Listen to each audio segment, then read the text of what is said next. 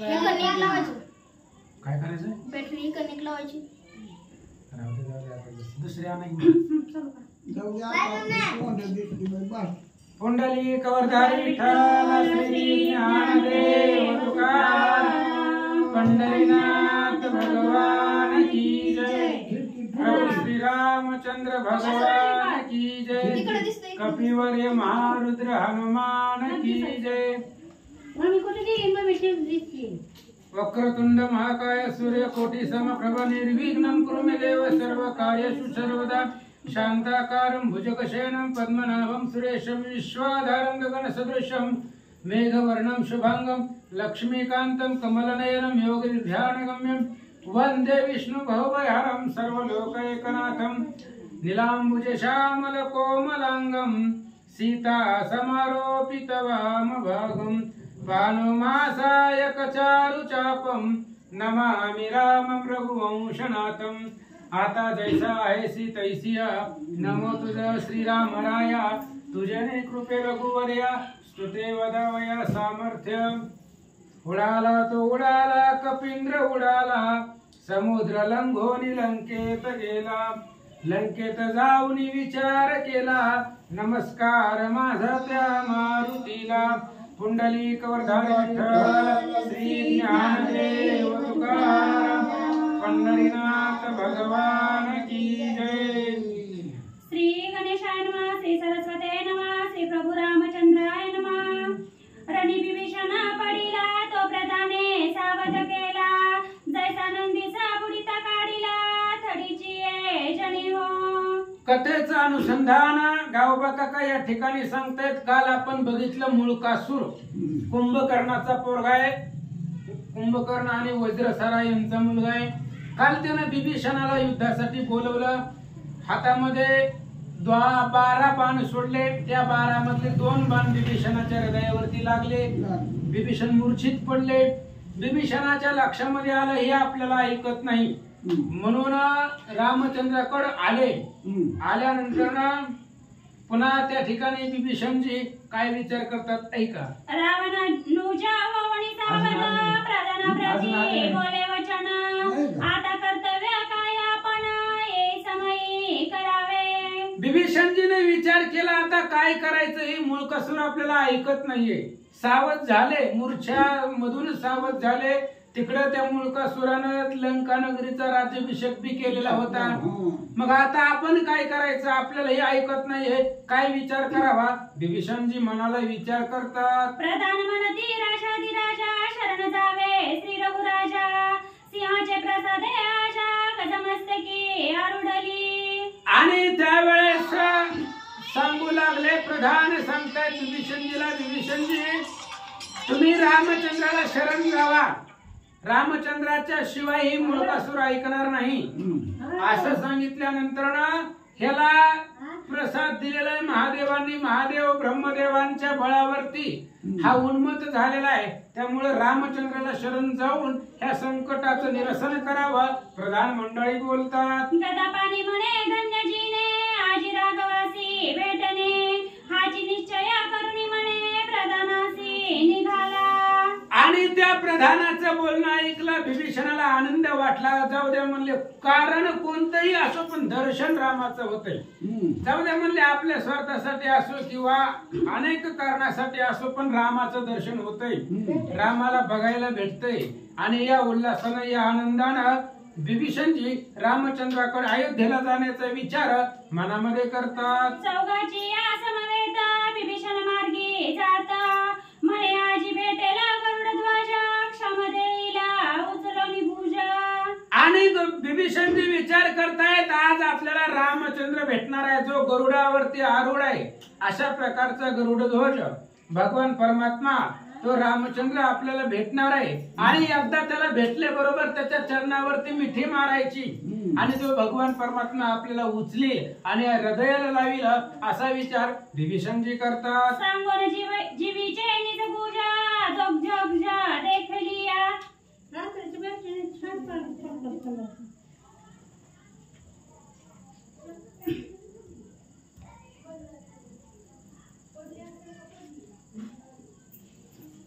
नेत्र होईला पारणे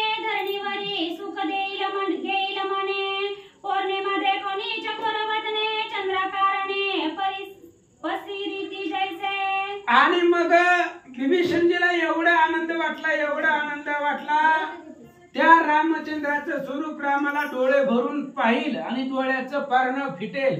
डोळे तुम्ही घ्या रे सुख माझ्या विठोबाचे मुख. डोळ्याचं कामच आहे भगवंताचं स्वरूप पाहणं आणि त्याचं स्वरूप पाहिलं की डोळ्याला आनंद होणार आहे. जसं पूर्ण चंद्र बघितल्यानंतर ना चकोराला आनंद वाटतो, पौर्णिमेचा चंद्र पाहिल्यावर चकोर पक्षाला जेवढा आनंद वाटतो तेवढा आनंद आज रामाच्या दर्शनानं होईल.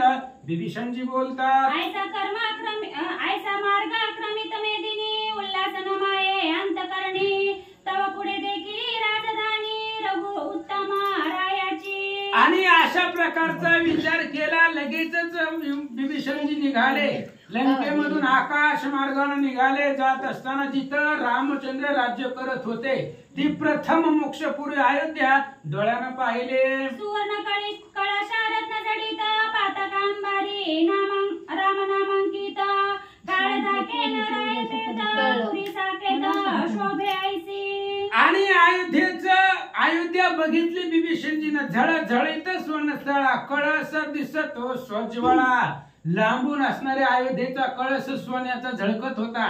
त्याचा असणारा प्रकाश आकाशामध्ये सामावेत नव्हता. वरी प्रत्येक घराच्या वरती पताका आहे आणि त्या पताका राम नामांकित आहे असं अयोध्येचं वर्णन विभीषणजी पाहू लागले. अयोध्या नगरीचे जन करीती श्रीराम कीर्तन घरोघरी वेदाध्ययन पुराणाख्यान ठाई ठाई. आणि अयोध्या नगरी मधली प्रत्येक लोक घराघरामध्ये रामकथा असायची. घराघरामध्ये त्या ठिकाणी रामचंद्राचं चरित्राचं कथन, हरी कीर्तन, भगवंताचं भजन, पुराण श्रवण, वेदाचं पठण सगळे लोक आनंदानं नांदत असताना विभीषणजीनं पाहिले. जनी अयोध्येसी वसता नेनती जन्म मरण वार्ता नाही दारिद्र्याची कथा नित्य स्मरता राम नाम.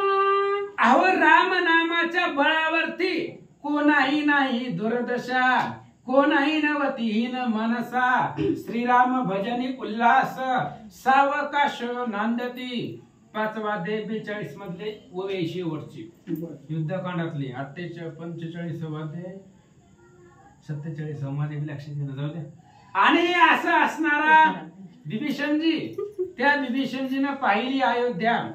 अयोध्यामधली जी काही राहणारी लोक आहेत त्यांना मरणाचं टेन्शनच नव्हतं. जन्म आणि मरण याची भीती नव्हती, कारण रामचंद्राच्या चिंतनाने सदुदित आनंदित विभीषणजीनं पाहिले. शरयू तीराती पावन सेविता राहिले मुनिजन पाय वाट स्वर्गगमन करवया लावणी. आणि शरयू तीराच्या किनाऱ्यावरती ती शरयू नदीचं पाणी तीर्थ एवढं उत्तम आहे की त्या शरयू मध्ये एकदा स्नान केले की स्वर्गाला जाण्याची वाट रिकामी होते. म्हणून अनेक सिद्ध साधक मुनी ऋषी मंडळी त्या शरयूच्या किनाऱ्याला आश्रम करून राहिलेले होते असं सांगतात. अयोध्येचे स्मरण मात्रे मोक्ष वळंगे पाणी येते इतरी समान नवे तीर्थे काशी आदी करोनी. अहो काशीमध्ये सुद्धा मोक्ष आहे, पण काशीमध्ये मोक्ष भेटायचं म्हणल्यावर तिथं मरावं लागतंय. पण अयोध्या असं तीर्थक्षेत्र आहे जिवंतपणे मोक्ष आहे अयोध्येमध्ये. कारण अयोध्या आतापर्यंत 3 वेळा जिवंत वैकुंठाला गेलेली आहे. पहिल्यांदा शिबी राजानं नेली, दुसऱ्यांदा रुक्मांगद राजानं नेली, तिसऱ्यांदा रामचंद्रानं नेली आणि चौथ्याने मागुती. अयोध्या जाईल वैकुंठा प्रती ऐशी वसिष्ठाधिकांची ख्याती अयोध्या प्रती असे पै. बालकांडातला 2रा अध्याय. चौथ्यांदा सुद्धा अयोध्या नगरी वैकुंठाला जाणार आहे असं वसिष्ठांचं म्हणणं आहे. आणि असे असणारी मोक्षपुरी आहे. काशीलाही मोक्ष आहे, पण काशीपेक्षा सुद्धा श्रेष्ठ अयोध्या आहे असं सांगतात. काशी हृदयी परम कृपाणा मरणांती मुक्ती दे दाना अयोध्या येऊनी उदार गणा स्मरणे पावना मोक्ष दे. काशी हृदयाच्या ठिकाणी कृपण आहे. काशीमध्ये जर मोक्ष पाहिजे असेल तर तिथं मरावं लागतं. काशीमध्ये मेल्यानंतर मोक्ष आहे, पण अयोध्येमध्ये अयोध्येचं स्मरण जरी केलं, अयोध्येचं दर्शन जरी झालं तरी सुद्धा मोक्ष आम्हा घरी कामारी ते दासी होय सांगू तैसी तुका म्हणे. अयोध्येचं स्मरण जरी झालं, डोळ्यानं दर्शन जरी झालं तरी मोक्षाची पैरी किंवा मोक्ष भेटतो असं सांगतात. या लागी वाल्मिकादी कवीश्वरी वर्णिली अयोध्या प्रथम पुरी मोक्षदानी अति उदरी निज तोरी जियेची म्हणून अनेक कवी होऊन गेले जगतामध्ये. वाल्मिक ऋषींनी सांगितलेलं आहे, अयोध्येच्या थोरवीचं वर्णन केलेलं आहे. ज्या अयोध्या एवढी उदार आहे आणि ती असणारी उदारता दुसऱ्या कुठल्याच क्षेत्राला येत नाही. म्हणून वाल्मिक ऋषींनी त्या अयोध्येचं वर्णन केलेलं आहे असं गावबा काका सांगतात. ऐसी अयोध्ये माझी रघुनाथ, राज्य करी बंधू समवेत. तेथे विभीषण शरणागत, राजसदना उज्ज्वला. आणि अशा प्रकारच्या अयोध्येमध्ये रामचंद्र राज्य करत होते आणि त्या अयोध्येमध्ये विभीषणजी आपल्या प्रधानांना घेऊन रामचंद्राच्या समोर आले. भद्रसेनी रविवंश भूषण, दक्षिणे वसिष्ठ ब्रह्मपूर्ण. परिवेष्टित बंधू आदि लक्ष्मण, सेवे सावधान तिष्ठित. आणि भद्रासनावरती अयोध्येच्या राजगादीवरती रामचंद्र बसलेले आहेत, आरूढ झालेले. रामचंद्राच्या उजव्या बाजूला वशिष्ठ महाराज बसलेले. भरत, शत्रुघ्न आणि लक्ष्मण ही सेवेसाठी तत्पर आहेत असं या ठिकाणी सांगतात.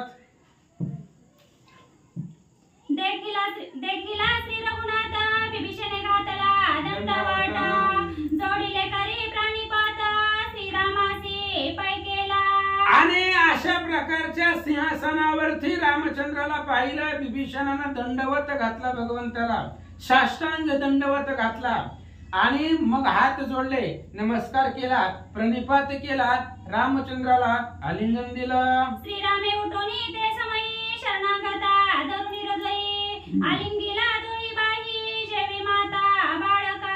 आणि ज्यावेळेस विभीषणजी आपल्या पायावरती पडले, साष्टांग दंडवत विभीषणजीने घेतला. रामचंद्र उठले सिंहासनावरनं, विभीषणाला आपल्या हाताला धरलं, विभीषणाला उठवलं, आपल्या हृदयाला लावलं. तसं आई आपल्या लेकराला आलिंगन देते, मिठी मारते, तशा पद्धतीने रामचंद्र विभीषणाला भेटले. बैसके साधे रत्नजडित पाट, देवनी बैसविला निकट. मने शरणागता भूत कष्ट, झाले ऐसे दिसत असे. आणि विभीषणाला उठवलं, रत्नाचा पाठ बसण्यासाठी दिलेला आहे आणि बरोबरीला त्या ठिकाणी आपल्या जवळ बसवलं. रामचंद्रांनी बसवल्यानंतर मग बोलायला सुरुवात केली, विचारायला सुरुवात केली. म्हणले खूप दमलाव, एवढ्या लांब आला, त्रास झालाय, चेहरा तुमचा उदास झालेला आहे, काहीतरी तुम्हाला संकट तुमच्यावरती आलेलं आहे, कष्ट तुमच्या चेहऱ्यावरती दिसतंय, काय झालंय सांगा. चंद्राच्या तुटती जेवी कळा, देवी तुझे देखोनी मुख कमळा. ओहट पडिला हर्ष कळा, आनंद जिव्हाळा न देखो.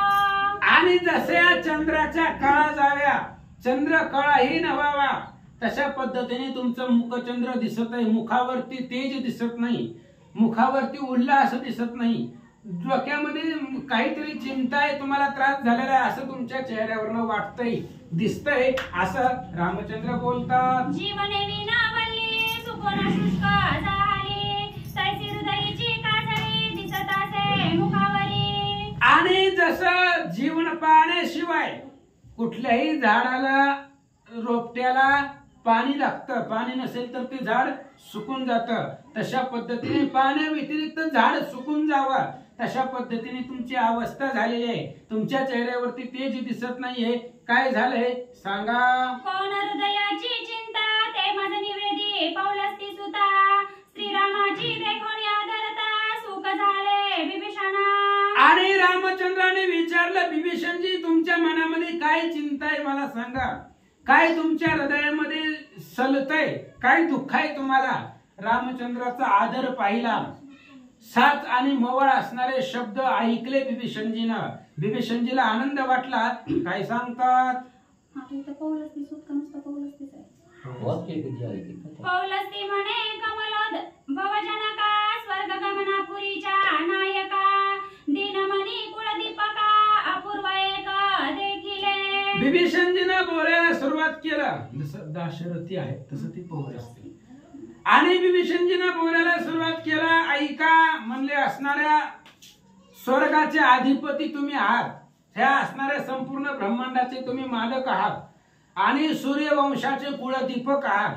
असणाऱ्या रामचंद्र, ऐका, एक अपूर्व घडलेलं आहे लंकेमध्ये, जे पाठीमागं कधी घडलं नाही, असं एक अपूर्व घडून गेलेलं आहे असं विभीषणजी सांगतात. वारी मृणालाचा तंतू, त्या माझी गुंतला ऐरावतू.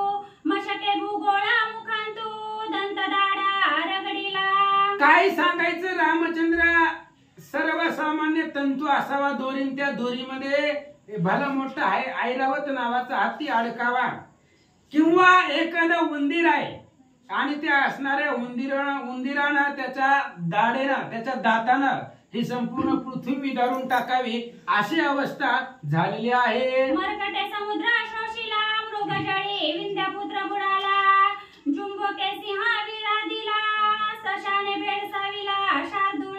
काय सांगायचं रामचंद्र अघटित घडलेलं आहे, जे घडत नाही ते घडलेलं आहे. एखाद्या माकडाने समुद्राचं प्राशन करावं ते शक्य नाही, किंवा एखादा जंबू काय कोल्हाय आणि त्या कोल्ह्यानं सिंहाला मारावं, सिंहाच्या शरीराचं विदारण करावं, सशानं वाघाला भीती दाखवावी, तशा पद्धतीचं अघटित लंकेमध्ये घडलेलं आहे. छायेने पुरुषा गिळोन, उरगे गरुडावरी केले आरोहण, पिपिलिकेचा जो नंदन, तेने मेरू उपटिला. काय सांगायचं भगवंता, सावलीनं पुरुषाला घिरावं. सावलीची पुरुषाला काही होते का, काही फरक पडतो का नाही, पण त्या छायेनं सुद्धा पुरुषाला गिळावं, किंवा सापानं गरुडाला जिंकावं, किंवा मुंगीचा जो असणारा मुलगा आहे त्या मुंगीच्या लहान असणाऱ्या मुंगीनं मेरू नावाचा पर्वत उपटून त्या ठिकाणी हातामध्ये घ्यावा, जिंकावा, तशा अवस्था झाले असं विभीषणजी सांगतात. पडतंय हो. नाही पडत. माग टेकन कसा दिलं बोल. आयसे वर्तले नृप चुडामणी, जंबुके सिंहाचा कवळ नेला हिरोनी, आयसे झाले मजला कोणी, देवादी देवा विधी जनका. आणि असे असणाऱ्या रामचंद्र असं झालंय जे कधी सुद्धा घडत नाहीये. अहो, एखाद्या असणाऱ्या कोल्ह्यानं सिंहाचा घास त्याच्या हातातून घेऊन जावा, तसे माझी अवस्था झालेली अघटित घडलेलं आहे असं विभीषणजी सांगतात. आयसी आसी ऐका वृत्तांत, कुंभकर्णाचा जो मूळक सूत, त्याने प्रसन्न करुणी उमाकांत, अद्भुत वर पावला. ऐका रामचंद्र, तुम्हाला पहिल्यापासून सांगतो, ती असणाऱ्या कुंभकर्णाचा पोरगा मुळकासूर आहे, आणि त्या मुळकासुरानं महादेवाला तपश्चर्येनं प्रसन्न केलं, ब्रह्मदेवाला प्रसन्न केलं, आणि या असणाऱ्या महादेवाकडून अद्भुत अशा प्रकारचा वर ह्या मुळकासुराला मिळालाय. विभीषणजी सांगतात, वरद बळे करुण युद्ध केले अति दारुण, समस्त मारुनी राक्षस सैन्य माझे राज्य हरितले. आणि रामचंद्र त्या मुळकासुरानं वरदाच्या बळानं उन्मत्त झालेला तो मुळकासूर त्यानं माझ्या बरोबर युद्ध केलं, भयंकर युद्ध केलं, शस्त्र अस्त्र वरद बाण त्याच्यापाशी होते, आणि त्याच्यामुळं मला त्या ठिकाणी रणांगणामध्ये त्यानं हरवलं, आणि माझ्या राजगादीवरती तो बसलेला आहे असं रामचंद्राला विभीषणजी सांगतात. श्रीराम म्हणे गदा पाणी, केली रावण कुळ खंडणी, पुत्रासहित रणी निद्रा प्रिय मारिला. आणि रामचंद्राने विचारलं, हे वाचलं कस काय म्हणले, आपण कुळासहित रावण मारलेला आहे, रावणाच्या लंकेमध्ये राक्षस कुणीही शिल्लक ठेवला नाही. मग तेव्हाही कुठे गेला होता, सगळ्या रावणाच्या कुळामध्ये कुणीच ठेवलेलं नव्हतं, तुम्ही एकटच, बाकी सगळ्या राक्षस वंश आपण निर्दळन केलेला आहे असं रामचंद्र सांगतात. हात काय नवता किंवा अन्यत्र स्थळी गेला होता, याची सांगे समूळ कथा, जे ऐकता सुख होया. रामचंद्राने विचारलं, विभीषणजी आम्ही लंकेला आलो होतो तेव्हा सगळ्या राक्षसाला मारलेला, एकही राक्षस ठेवला नाही पाठीमाग. मग ही मुळकासूर तेव्हा नव्हता का, किंवा ही लंका सोडून दुसऱ्या गावाला गेला होता का, कुठे गेलता? म्हणजे ज्यावेळेस युद्ध चालू होतं तेव्हा मुळकासूर कुठं होता सांगा, रामचंद्र विचारतात. आयसे बोलिले नली निदळ नेत्र, ते परसोनी विभीषण पवित्र, सांगो आदरिले चरित्र, निज गजर सुताचे. आणि अशा प्रकारे रामचंद्रांनी बोलल्यानंतर ना विभीषणाने ऐकलं, आणि त्या असणाऱ्या भावाच्या पोराची कथा, त्या असणाऱ्या मुळकासुराची कथा सांगायला सुरुवात विभीषणजीने केली. गदा पाणी म्हणे कनक मृगारी, याचे मातेचे उदरी, पूर्वी पुत्र द्वया जन्मले सुरारी, माझी रणपंडित. आणि त्यावेळेस विभीषणजीने सांगायला सुरुवात केली, रामचंद्र ऐका, ही मुळकासूर, ह्या मुळकासुराची आई वज्रसारा, आणि त्या वज्रसारेला ह्या मुळकासुराच्या आधी 2 पोरं झालेली होती, अतिशय बलवान होती, युद्धामध्ये जसा इंद्र असावा तशा पद्धतीने ही 2 पोरं जन्मलेली होती, युद्धामध्ये अतिशय प्रवीण होती असं बिभीषणजी सांगतात. कुंभनी कुंभ नामे प्रसिद्ध काळावरी जयांचे बिरुद तया मागे मतिमंद पित्याचे मुळी लागला. आणि कुंभ आणि निकुंभ ह्या मुळकासुराच्या आधी जन्मले होते आणि ती कुंभ निकुंभ देवावरती विजय मिळवणारे होते, अतिशय प्रसिद्ध, काळाला सुद्धा ज्यांचा धाक होता अशा प्रकारची ही दोघं होती आणि ती तुम्ही रणांगणामध्ये मारलेली आहे. कुंभकर्णाची मुलं ती प्रसिद्ध आहे आणि त्यांच्या नंतर ना पुन्हा ही जन्मलंय असं बिभीषणजी सांगतात. जन्मता सांडिला बाहेरी निशा राक्षसीने वाढविला घरी याचे मुळे सर्व मोहरी देवादी देवे श्रीरामे केली. आणि रामा ही ज्यावेळी जन्मला त्यावेळेस ह्याचा बाप कुंभकर्ण मेला, मुळावरती जन्मलेला होता. हे जन्मल्याबरोबर रणांगणामध्ये कुंभकर्ण मारला गेला आणि वज्रसारानं मुळावर जन्मला म्हणून त्याला जन्मल्या बाहेर त्या ठिकाणी हाकलून लावलं, फेकून दिलं, ते असणाऱ्या सोडून दिलं. त्यावेळेस निशा नावाची राक्षसी, त्या राक्षसीने हे मुळकासुराचा सांभाळ केला, तिने तिच्या घरामध्ये ह्याला वाढवलं आणि असं रामचंद्राला सांगतात. सर्व कुळाचा झाला नाश कुंभकर्णे स्त्रियेने नगरासा आणून वाढविला कोणासा कळ नाही तिथले. आणि सगळ्या कुळाचा नाश झाल्यानंतर न पुन्हा कुंभकर्णाच्या पत्नीने म्हणजे त्या वज्रसारेने पुन्हा सगळी राक्षस मेल्यावर पुन्हा घरी आणला, वाढवलं, कुणालाही काही कळलं नाही असं सांगतात. जेवीपुरीला अग्निहोत्री चावणी प्रकटपुरी न देखे कोणी ऐसा वाढला लंका भुवनी पुढे तपा निघाला. आणि अशा प्रकारचा असणारा तो मुळकासूर वज्रसारेने आपल्या घरामध्ये आणला, त्याला वाढवलं, लंकेमध्ये कोणालाही काही कळलं नाही, त्याला लहानाचं मोठं वज्रसारेने आपल्या असणाऱ्या घरामध्ये केलं आणि मोठं झाल्यावर पुन्हा महादेवाचं वरदान मिळवण्यासाठी तपश्चर्येला निघून गेला. प्रसन्न करुणी चंद्रमौळी वर मागितला तैवेळी अमर करी भूमंडळी देवी दैत्य न मारावे. आणि पुन्हा तो तपश्चर्येला गेला. हिमालयाच्या प्रदेशामध्ये 1000 वर्ष त्यानं तपश्चर्या केली होती.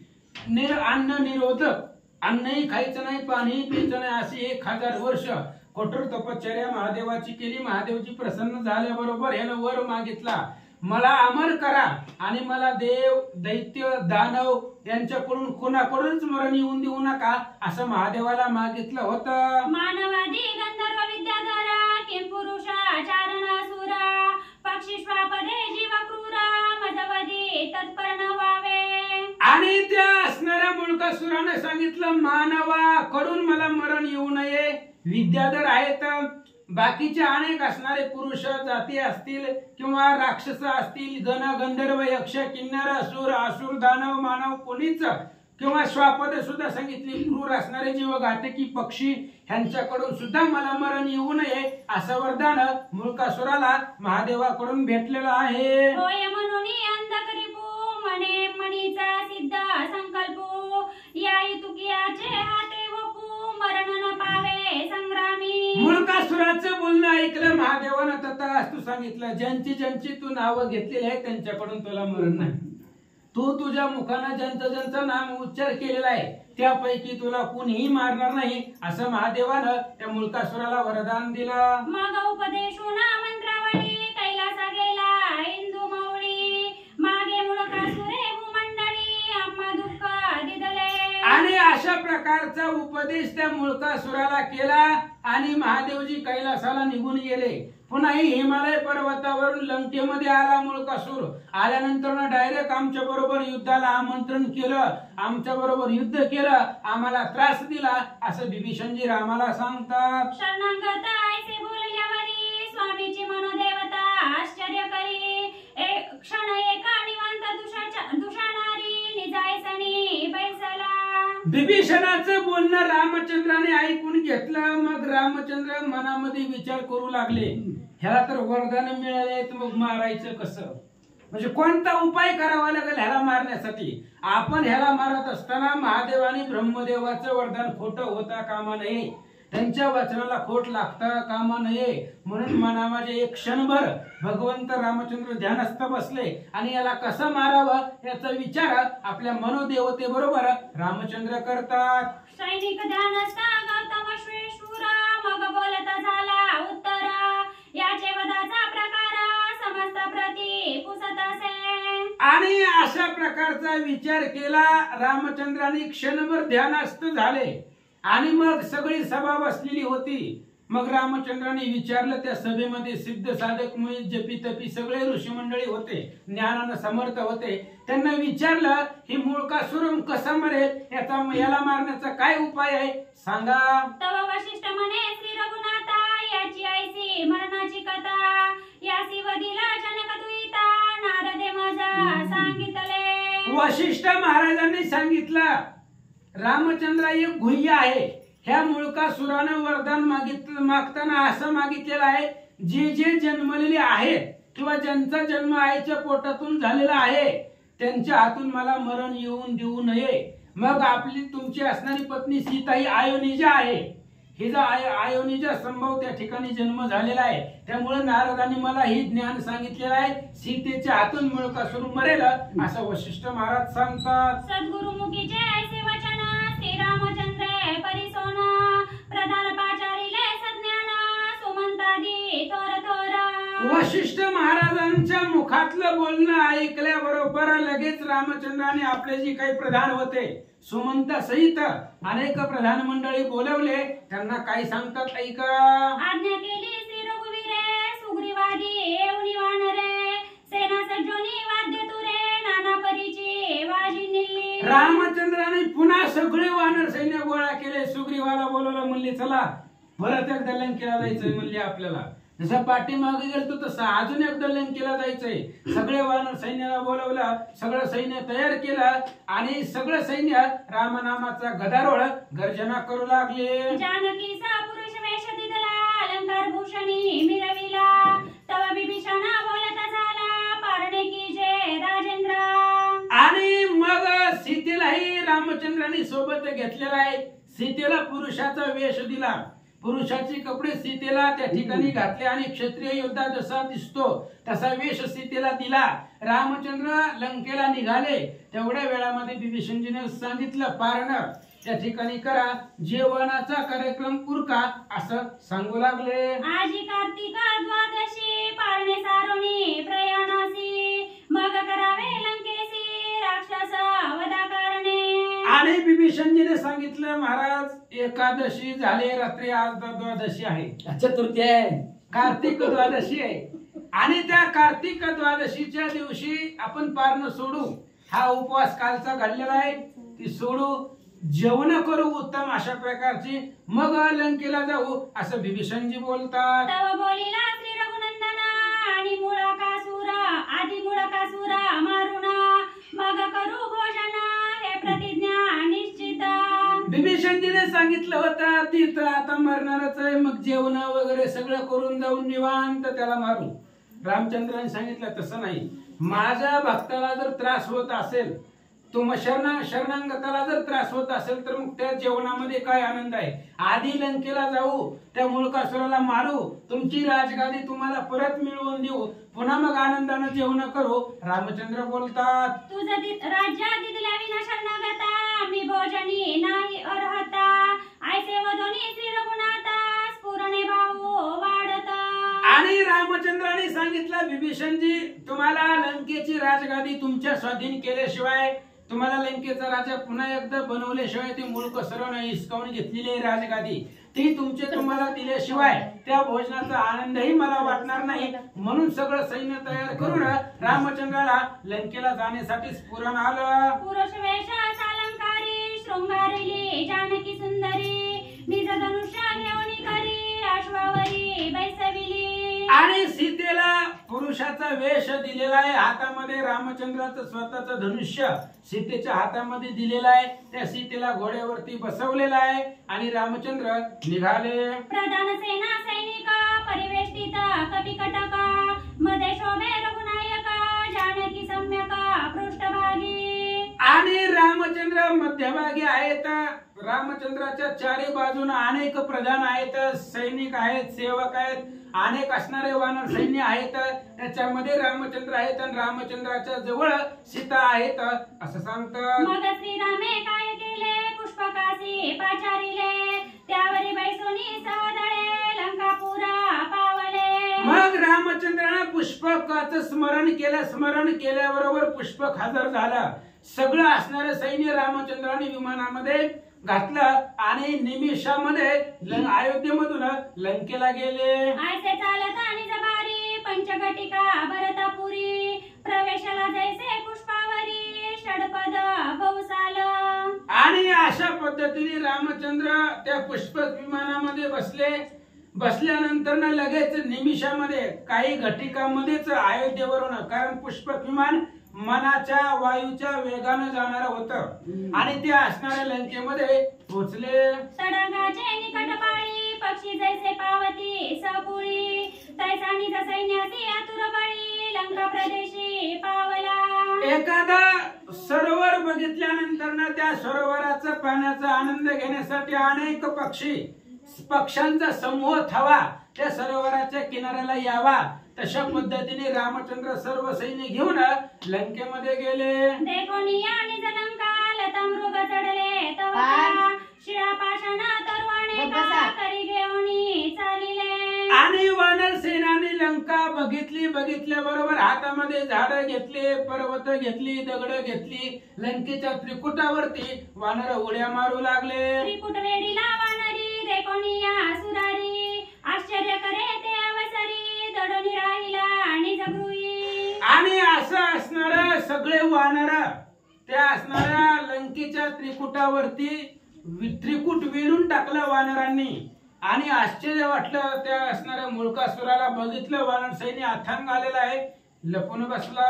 वार्ता ऐकोनी मुळकासुरा किंचित सेना सज्जोनी सत्वरा पश्चिम द्वारे चालिला थोरा पशकुना पै झाले. आणि मुळकासुराला त्याच्या सेवकांना सांगितलं, बातमी म्हणले रामचंद्र वानर सैन्य घेऊन आलेले आहेत. किंचित सैन्य त्यानं थोडकं बरोबरीला घेतलं आणि पश्चिम दरवाजामधून युद्धासाठी मुळकासूर बाहेर आल्याबरोबर अपशकून लागले. निजरताच्या ध्वजावरी वायसेओनी शब्द करी पुढे एका द्विज मोकळे शिरी मार्गे येता देखिला. आणि मुळकासूर युद्धाला निघाला जात असताना अपशकून त्याच्या रथाच्या ध्वजावरती अनेक कावळे येऊन कोल्हाळ करत होते. पुढे रथाच्या पुढे एक व्यक्ती त्याला दिसला, द्विज दिसला. त्याला शिर नव्हतं. अशा प्रकारचं शिरविरहित द्विज मुळकासुरानं समोर पाहिलं. अशुद्धाचा शिरवा पडे रतीचा वारू चालता आडे आंख मोडणी दुखंडे दुरीची पाय होती. आणि जात असताना अनेक रस्ता त्या ठिकाणी व्यवस्थित सुरक्षित असताना सुद्धा घोड्याचा आडखळून पाय आडखळून घोडे खाली पडू लागले. रथाचा चाक त्या चाकाचा असणारा आख तुटून पडू लागला. अशा प्रकारचे अपशकुन मुळकासुराला होऊ लागले. सारथी उलंडला धरणी मुळकासुरे उडी टाकोनी दुसरे रथी आरोडोनी संग्रामासी निघाला. आणि ज्या रथावरती मुळकासूर बसलेला होता त्याचा रथाचा सारथी उलटून खाली जमिनीवरती पडला. मुळकासुराने विचार केला, त्या रथावरनं उडी टाकली आणि लगेच दुसरा रथ तयार केला, त्याच्यावरती बसला, युद्धासाठी निघाला. अपशकुने भयभीत सैन्य तयासी अभया देऊना करिता झाला तुंबळ राणा वानरेसी बिडवनिया. आणि अपशकुनला सैन्य घाबरलेलं होतं. ज्या अर्थी असला अपशकुन होत्या त्या अर्थी आपल्याला युद्धामध्ये जय भेटणार नाही. घाबरलेलं सैन्य होतं. मुळकासुरानं आश्वासन दिलं, म्हणले चला मी आहे, म्हणले तुमच्या पाठीशी, आपल्या पाठीशी महादेवांचं वरदान आहे, ब्रह्मदेवाचं ब्रह्मास्त्र आहे, महादेवाचं पाशुपत अस्त्र आहे, चला म्हणले बिनधास्त. मुळकासुराच्या सांगण्यावर काही किंचित सैन्य घेतलेलं होतं. धाडसानं पुढे निघाला. वान टाकीते झाले शिळा राक्षस तोडीती शरशाळा अद्भुत संग्राम मांडला वीरा पडखळीले. आणि मुळकासूर आला संग्रामाच्या ठिकाणी. त्याचं सैन्य होतं. अनेक प्रकारचे बाण ते राक्षस टाकू लागली. वानर ते सगळे बाण त्या ठिकाणी तोडून टाकू लागली. अद्भुत अशा प्रकारचा युद्ध मुळकासुराचं सैन्याचं आणि वानर सैन्याचं सुरू झालं. तवा हनुमंते रुद्रवेश सोडली पर्वताची देखोनी तोडिली रजनी चरिशे उपरी काय रिंबले. आणि त्या असणाऱ्या हनुमंतरायानं मोठा असणारा पर्वत घेतला आणि ते असणारा पर्वत मुळकासुराच्या दिशेनं त्याच्या सैन्यावरती सोडला. मुळकासुरानं बघितलं त्यावेळेस काय करतो ऐका. ईशान्य दत्ता वरद बाण कार्मुकी योजिले मंत्र जपून ते वानर सेनेवरी तारगुनंदन देखोनी धनुष्य घेतले. आणि महादेवानं दिलेला बाण वरदाचा बाण मुळकासुरानं घेतला आपल्या धनुष्याला लावला आणि वानर सैन्यावरती हनुमंतावरती सोडला त्या पर्वताचं निवारण करण्यासाठी. रामचंद्राने बघितला महादेवयुक्त असणारा महादेवाच्या वरदानाचा बाण होता म्हणून रामचंद्राने हातामध्ये धनुष्यबाण घेतलं. काय करतात. कार्मुकी बाण रघुराजे योजिला जपोनी मंत्र बीजे जयाची नेनी द्रव्य तेजे दस दिशा माझी बिंबती. आणि भगवंतानं कार्मुक नावाचा बाण धनुष्याला लावलेला आहे त्याच्यावरती मंत्र म्हटलेला आहे बीजाक्षर मंत्र म्हणून तो बाण धनुष्याला लावला. कानाडी वडली आणि तो बाण निघाला. जात असताना त्या बाणाचं तेज दश दिशेला व्यापून टाकलेलं होतं. प्रकाशमान लखलखित बाण मुळकासुराच्या दिशेनं निघाला. ऐसे श्रीरामाचे शरा यमदंडाहुनी कठोरा सुटले तेने अंबरा व्यापिले दिसे ते समयी. आणि रामचंद्राचा बाण आहे यमाच्या दंडापेक्षा सुद्धा कठोर बाण आहे वज्रापेक्षा सुद्धा कठोर आहे. अशा प्रकारचा बाण अतिशय तेजस्वी आहे. बाण आकाशामधून जात आहे आणि त्या असणाऱ्या बाणाचं तेज दश दिशाला त्या तेजानं आकाश प्रकाशमान झालेलं दिसू लागलं. बाणे बाणाने वारिले आकाश निर्मळ झाले वर्षा काळ गेली आगमन केले शरद ऋतूने पैजैसे. आणि बाण त्या ठिकाणी बाणाला मिसळले गेले त्याच्यामुळे आकाश सुद्धा निर्मळ झालं. तेज त्या बाणाचं तेजानं आकाश निर्मळ दिसू लागलं.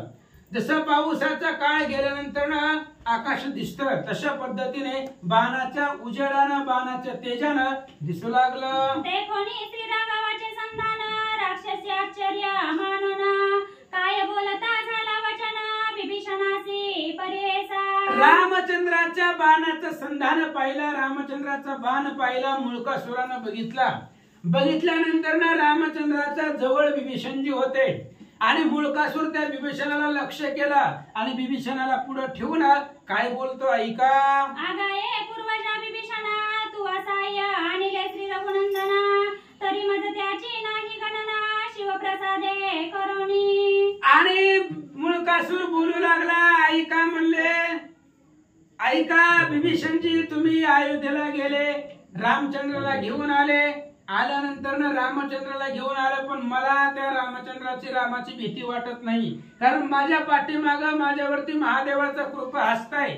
महादेवाच्या बळानं आम्ही कोणालाच घाबरत नाही. तो मुळकासुर बोलू लागला माझा मृत्यू याचे निहास्ते नाही जाण तू निभ्रांते साटप धरुणी युद्धाते वृत मरावया आले ती. आणि मुळकासुराने सांगितलं मला महादेवाचं वरदान आहे मनुष्य मला मारू शकत नाही याच्या हातून मी मरत नाही. महादेवाचं वरदान असल्यामुळं मला भीतीच नाही म्हणले रणांगणावरती. तू रामाला घेऊन आलेला आहे तुझ्या सहित त्या रामाला मारतो असं मुळकासुर बोलू लागला. पूर्वी श्रीरामे कपट केले छळोनी वालीसी वदिले ते मते ते काही न चले मज मुळका समोर. आणि मुळकासुराने सांगितलं म्हणले पाठीमाग रामचंद्राने कपट केलं वाली बरोबर आणि वालीला कपटानं बाण मारला. ते वाली बरोबर केलेलं कपट ती माझ्यापाशी काही चालत नाहीये मुळकासुर सांगू लागला. ऐसे राक्षसाचे वचनी श्री रघुराजे विचारोनी मनी धनुष्य बाण लावणी पुढारला पै होय. आणि अशा प्रकारचा विचार केला मुळकासुरानं बोलला विभीषणाला बोलला रामचंद्राला बोलला हातामध्ये धनुष्यबाण घेतला आणि बाण धनुष्याला लावून तयार झाला. मुळकासुरा हटकोन श्रीराम करिता झाला संधान मागे जानकी सरसावना पाठीसी उभी राहिली. आणि ज्यावेळेस मुळकासुर रामचंद्रावरती बाण सोडू लागला त्यावेळेस रामचंद्राने हातामध्ये धनुष्य घेतलं त्याला बाण लावला कानाळी ओढली आणि आपल्या पाठीमाग सीतेला उभा केला. रामचंद्र पुढे पाठीमाग सीता आहे आणि काय होतं ऐका. पुंडलिक वरधारी विठ्ठल श्री ज्ञानदेव तुकाराम पंढरीनाथ भगवान की जय. श्री गणेशाय नमः. श्री प्रभु रामचंद्राय नमः. श्रीराम मुळकासुर परस्परे युद्धि बिडती आवेश थोरे मागोने जानकीने त्वरे धनुष्य हात घातला. श्री गणेशाला वंदन करून प्रभू रामचंद्राचं स्मरण आणि सद्गुरूशी शरण जाऊन कधीच अनुसंधान आहे. इकडं असणारे प्रभू रामचंद्र आणि इकडं असणारा त्या ठिकाणी म्हणजे मुळकासूर असणाऱ्या कुंभकर्णाचा मुलगा मुळकासूर या दोघांचं घनघोर युद्ध त्या ठिकाणी होऊ लागलं. एकमेकावर असणाऱ्या बाणाचा वर्षाव त्या ठिकाणी करू लागले. ही संधी असणाऱ्या सीतामाऊलींनी त्या ठिकाणी साधली गेली. पुरुष वेश धारण केलेल्या सीतामाऊलींनी असणारा धनुष्य त्या ठिकाणी सज्ज करून धनुष्याला बाण म्हणले लावू लागले. शिती लावणे श्रीराम दत्त बाण ओढी काढवणी आकर्ण मनी स्मरणे श्रीरामचरण काय आठविती पै झाली. असणाऱ्या धनुष्याला बाण सीतामाऊलींनी त्या ठिकाणी लावला गेला. प्रभू रामचंद्राच्या रामनामाचं स्मरण त्या ठिकाणी केलं आणि थोडा वेळ असणाऱ्या प्रभू रामचंद्राचं चिंतन मनाच्या ठिकाणी केलं आणि पुढे काय करू लागल्या. मने आहोजी सदाशिवा म्या जरी एकाग्र चित्ते सेवा करुणी भजले असे न राघवा तरी हा बाण मुळकावधो. आणि अंतःकरणातून असणाऱ्या भगवंताची आराधना त्या ठिकाणी सीतामाऊली करू लागल्या. हे असणाऱ्या भगवंता प्रभू रामचंद्र मी तुमची असणारी अर्धांगणी त्या ठिकाणी असताना जर मनोभावे तुमची असणारी सेवा त्या ठिकाणी केली असेल आणि अखंड तुमच्या असणाऱ्या सेवेमध्ये रत त्या ठिकाणी झाले असेल तर माझा पिता विदेही जनक राज्य राष्ट्र पाळक सत्य असला तरी हा चुक राक्षस बाण भेदिलं. किंवा माझा असणारा पिता त्या ठिकाणी म्हणले जनक राजा आहे आणि हा जनक राजा आपल्या असणाऱ्या नगरीचं राज्य त्या ठिकाणी करत असताना जर म्हणजे सर्व असणाऱ्या प्रजेचं जर पोटच्या मुलाप्रमाणे त्या ठिकाणी सांभाळ करत असेल तर श्रीराम एक पत्नी व्रतधारी हे सत्य असेल जरी तरी त्या माझ्या निज शरीर कुंभकर्ण पुत्र मरेल. किंवा असणाऱ्या त्या ठिकाणी प्रभू रामचंद्राचं असणाऱ्या त्या ठिकाणी आचरण कसं आहे म्हणजे एक पत्नी व्रत त्या ठिकाणी धारण केलेलं आणि एक बाणी असणारा प्रभू रामचंद्र त्या ठिकाणी सत्यवादी असणारा आहे. हे जर सत्य त्या ठिकाणी असेल तर या माझ्या असणाऱ्या रामदत्त बाणानं असणाऱ्या मुळकासुराचा अंत म्हणजे त्या ठिकाणी हो. अनुसूया जय पतिव्रता तिने माझा अनुग्रही वणी असता तिचे प्रसादे राक्षस सूता मरण हो या शरे. किंवा वनामध्ये असणाऱ्या त्या ठिकाणी फिरत असताना ज्या वेळेस असणारी अनुसया माता त्या ठिकाणी भेटल्या गेल्याने सत्य पतिव्रता अनुसया मातेनं जर मला असणारा त्या ठिकाणी सत्य अनुग्रह त्या ठिकाणी दिला असेल तर या असणाऱ्या माझ्या रामदत्त बाणानं त्या ठिकाणी या मल्कासुराचा आणि वले अंत हो. वशिष्ठ सद्गुरु ब्रह्मपूर्ण जरी एक बुद्धी केले असेल भजन लक्ष्मण शेषावतार सत्यधान तरी येणे बाणे मरण राक्षस पाओ. एवढंच नाही त्या ठिकाणी असणारे सूर्यवंशाचे कुलगुरु वशिष्ठ गुरु आहेत आणि माझे असणारे पती श्री भगवंत असणारे प्रभू रामचंद्र आहेत. यांची जर अखंड मनामध्ये असणारा कसलाही असणारा म्हणजे वेगळा भाव न धरता अखंड सेवा जर त्या ठिकाणी धरली असेल तर म्हणजे किंवा असणारा त्या ठिकाणी माझा असणारा धीर लक्ष्मण आहे. हा लक्ष्मण जर म्हणजे सत्य शेषाचा अवतार त्या ठिकाणी असेल तर या रामबाणानं असणाऱ्या रामदत्त बाणानं मुळकासुराचा वध म्हणजे हो. ऐसे भावणी या मानसी शरसोडीला घोषी आकाशी प्रलय झाला दिग्गजांची चंद्र सूर्य भूमी सेविली. अशी असणारी प्रार्थना असणाऱ्या सर्व देवाची त्या ठिकाणी केली आणि त्या ठिकाणी देवाला साकडं घातलं गेलं. धनुष्याला बाण त्या ठिकाणी लावला. रामदत्त नावाचा बाण असणाऱ्या धनुष्यातून त्या ठिकाणी सुटला गेला. सुटल्याबरोबर असणारा कडकड आवाज त्या ठिकाणी होऊ लागला. दाही दिशेला आवाज त्या ठिकाणी पसरू लागला. धरणी ही असणारी थरथर कापू लागली. नक्षत्रे खचली पृथ्वीवरी पर्वत उलंडले सागरी मर्यादा सांडू पागती भारी संकट येऊनी पडिले. एवढंच नाही आकाशात असणारे चंद्र सूर्य सुद्धा जमिनीवर त्या ठिकाणी कोसळू लागले. नक्षत्र सगळे जमिनीवर असणाऱ्या पावसाचा सडा पडावा तशी असणारी सडा त्या ठिकाणी पडू लागला. जी भली मोठी पर्वत त्या ठिकाणी होती ती पर्वत सुद्धा असणाऱ्या आवाजानं ढासळून वळले आणि सागरात वळले पडू लागली. वानर दळी केला गजरा राक्षसांनी हाहाकार नव मार्गे शरा मुळकासुरावर येव सरला. मग वानर मंडळी सुद्धा असणारी चलबिचल त्या ठिकाणी झाली. हाहाकार त्या ठिकाणी मला काळ होत की काय अशी वेळ त्या ठिकाणी दिसू लागली आणि ज्या वेळेस सीतामाऊलींनी असणारा रामदत्त बाण आपल्या असणाऱ्या धनुष्यातून त्या ठिकाणी सोडला गेला असणारा बाण मनोवेगानं असणारा त्या ठिकाणी म्हणजे मुलकासुराकडं आणि जाऊ लागला. राक्षस पुत्र करी निवारण तवा अकस्मात येवणी बाण शिरछेदोनी रणी जाण सीतेच्या भातारी घाला. इकडे रामदत्त बाण त्या ठिकाणी येऊ लागलेला आहे. मुलकासुरानं पाहिला गेला. मुलकासुर सज्ज त्या ठिकाणी झाला. आपल्या धनुष्यातून असणारा प्रतिकार करण्यासाठी बाण सोडू लागला. तो बाण सोडायच्या आतच असणाऱ्या सीतामाऊलीचा असणारा रामदत्त बाण त्या ठिकाणी लागला आणि असणाऱ्या मुलकासुराचं धडा वेगळं मुंडकं त्या ठिकाणी केलं. धाड करणार असणारा मुलकासुर गतप्राण झाला. मुलकासुरा पडिला रणी जेवी पर्वता खचे मेदिनी उरले सैन्य वानरगणी शिळावारी कुठ केले. ज्यावेळेस असणारा मुलकासुर धरणीवर त्या ठिकाणी गतप्राण झाला, पडला गेला, तेव्हा असणारा त्या ठिकाणी मोठा आवाज म्हणजे त्या ठिकाणी झाला. असणाऱ्या वानरांनी लगेच असणाऱ्या राम नामाचा जय जयकार त्या ठिकाणी ठोकला. देवी तडागी तुंबाळा फुटता पसरे चौकडे जळा देवी कुंभकर्णा पुत्राचे दळा दश दिशा लंघित झाले. एक असणारा सरोवर असणारा म्हणजे छोटा तळ त्या ठिकाणी असावं. तळ्यामध्ये तुडुंब पाणी त्या ठिकाणी भरावं. पाण्याच्या असणाऱ्या म्हणजे जोरानं त्या ठिकाणी तळ फुटावं. तळ फुटून जसं पाणी सैरा वैरा त्या ठिकाणी पळतं तसंही असणाऱ्या मुलकासुर धरणीवर त्या ठिकाणी पडला गेला. राक्षस सैरा वैरा पळू लागली. जानकी जैने हस्ते जाना मुलकासुर पावला मरण ऐसे देखोनी सुरगण पुष्प वर्षाव करीत झाला. मग असणारा कुंभकर्णाचा मुलगा असणारा मुलकासुर त्या ठिकाणी गतप्राण त्या ठिकाणी झाला, संपला गेला. हे जेव्हा असणाऱ्या सैन्याला त्या ठिकाणी कळालं गेलं तेव्हा सैन्य असणारा घाबरगळीत त्या ठिकाणी झालं, पसरलं गेलं. आणि इकडे असणाऱ्या बिभीषणजीचं जे सैन्य होतं, जे असणारी वानर मंडळी त्या ठिकाणी होती, ती आनंदाने रामनामाचा गजर करू लागली. विजय झाला श्री रघुनाथ विजयी कपी आनंद भरित विजयी बिभीषण शरणागत निजराजी स्थापिला. एवढंच नाही, आकाशातून 33 कोटी देव फुलाचा वर्षाव त्या ठिकाणी करू लागली, सांगू लागली. लंकेचा राजा असणारा बिभीषण या ठिकाणी विजयी झाला. एवढेच नाही, असणारा प्रभू रामचंद्र या ठिकाणी विजयी झाला. सीतामाऊलींनी विजय त्या ठिकाणी प्राप्त केला म्हणून गर्जना देव मंडळी करू लागली. या उपरी पुष्पक विमानी बैसवनी जानकी सह नको दंड पाणी बंधू वर्गेसी आयत भवनी प्रवेशता पै झाला.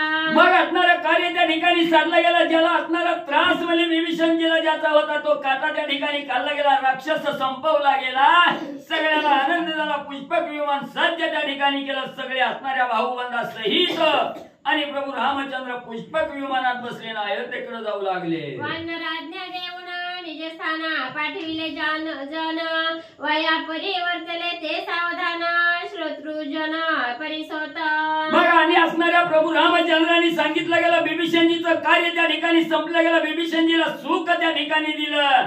जेवढी वानर उत्साहानं त्या ठिकाणी आली ना आपलं कार्य त्या ठिकाणी पार पाडलं, त्या वानराला प्रभू रामचंद्रांनी सांगितलं बाबा असणारी वेळ संपली गेली, कार्य साधलं, आता आल्या मार्गाने आपापल्या घरी त्या ठिकाणी जावा. सांगितलं गेलं. इकडे पुन्हा असणारी कथा पुढे म्हणजे काय त्या ठिकाणी अयोध्या नगरीच्या ठिकाणी आणि झाली. म्हणाले हे मुळीचे नवे निरूपणा वाल्मिके कथिले जाण तरी हे कथा प्रमाण ऐसे संती न म्हणावे. मग ग्रंथ करते गावबा काका या ठिकाणी श्रोते मंडळीला सांगू लागले बाबांनो ही मुलकासुराची असणारी कथा आहे. ही कथा म्हणली असणाऱ्या त्या ठिकाणी वाल्मिकी ऋषींनी आणि या भावात तर रामायण ग्रंथामध्ये त्या ठिकाणी सांगितली नाही किंवा लिहिली नाही. मग इथं कशी त्या ठिकाणी आली तर म्हणजे याच्याविषयी शंका आली असेल तर शंका म्हणजे त्या ठिकाणी घेऊ नका. प्रसंगानुसार असणारी कथा आणि सांगितली गेली. वाल्मिके शतकोटी केले ते एक महेशे पाहिले भगतराय करुणी वाटिले हे प्रसिद्ध जाणता. मग म्हणजे त्या ठिकाणी तुम्हाला माहिती आहे म्हणजे असणाऱ्या वाल्मिकी ऋषींनी म्हणजे असणारं 100 कोटी असणारं रामायण म्हणजे त्या ठिकाणी लिहिलं गेलं. आणि पुन्हा असणाऱ्या महादेवानी वाटणी करत असताना त्या 100 कोटीची असणारी वाटणी म्हणजे 3 विभागात त्या ठिकाणी केली. ही सगळ्याला म्हणजे तुम्हाला माहिती आहे. मृत्युलोकी जो भाग तो युगानुयुगी झाला भंग काही एक उर्वरित कथा भाग लोकोद्धारणा राहिला. मग त्या 3 भागापैकी मृत्यू लोकांच्या ठिकाणी जो एक भाग म्हणजे त्या ठिकाणी राहिला तो असणारा काही कालांतरानं युगानुयुग म्हणजे तो भाग असणारा त्या ठिकाणी संपला गेला. आणि काही एक थोडका म्हणजे असणारा उर्वरित भाग आणि त्या ठिकाणी म्हणजे राहिला गेला जेणेकरून लोकांचा उद्धार म्हणजे त्या रामायणानं त्या त्या ठिकाणी मला करता येईल. या कारणे वाल्मिक ऋषी वदला नाही कथायसी म्हणता कुष्ठ लागे वाचेसी ऐसे पंडित जाणती. म्हणून गावबा काका सांगतात म्हणून म्हणजे असणाऱ्या वाल्मिक ऋषींनी म्हणजे हे असणाऱ्या ग्रंथामध्ये म्हणजे असणाऱ्या मुलकासुराची कथा त्या ठिकाणी सांगितली नाही. तर आता तरी बाबा मनातील असणारी शंका त्या ठिकाणी बाजूला करा.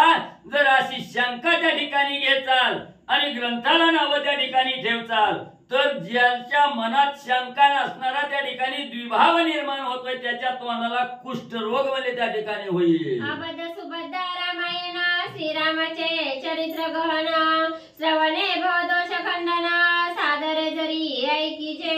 म्हणून या कथेत काय घ्यायचं हे प्रत्येकानं त्या ठिकाणी ठरवायचंय. काय बाजूला त्या ठिकाणी काढायचंय. ज्वारी नीट करत असताना खरं जसं आपण बाजूला त्या ठिकाणी काढतो तसं याच्यातलं मुख्य जे सार आहे ते सार त्या ठिकाणी घ्या आणि नावं न ठेवता त्या ठिकाणी या ग्रंथाला चांगल्या ह्यामध्ये त्या ठिकाणी बघा.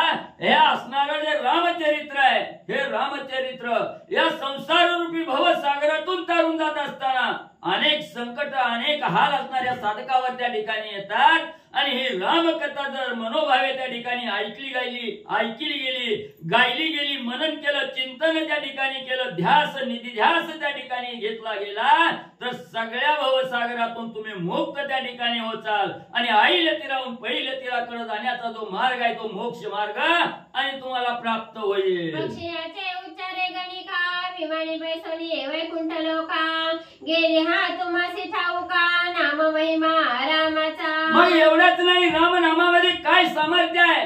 एक असणारी गणिका होती असणाऱ्या म्हणजे त्या ठिकाणी आपल्या रामनामाच्या जोरावर असणाऱ्या मोक्षाला म्हणजे त्या ठिकाणी पाठवलं गेलं. एवढं सामर्थ्य असणाऱ्या रामकथेमध्ये या रामनामामध्ये आणि त्या ठिकाणी आहे. म्हणून कुठलाही एखाद्या विषयावर शंका घेणं दूषण त्या ठिकाणी ठेवणं याच्यापेक्षा वाईट म्हणजे त्या ठिकाणी दुसरं काही नाही.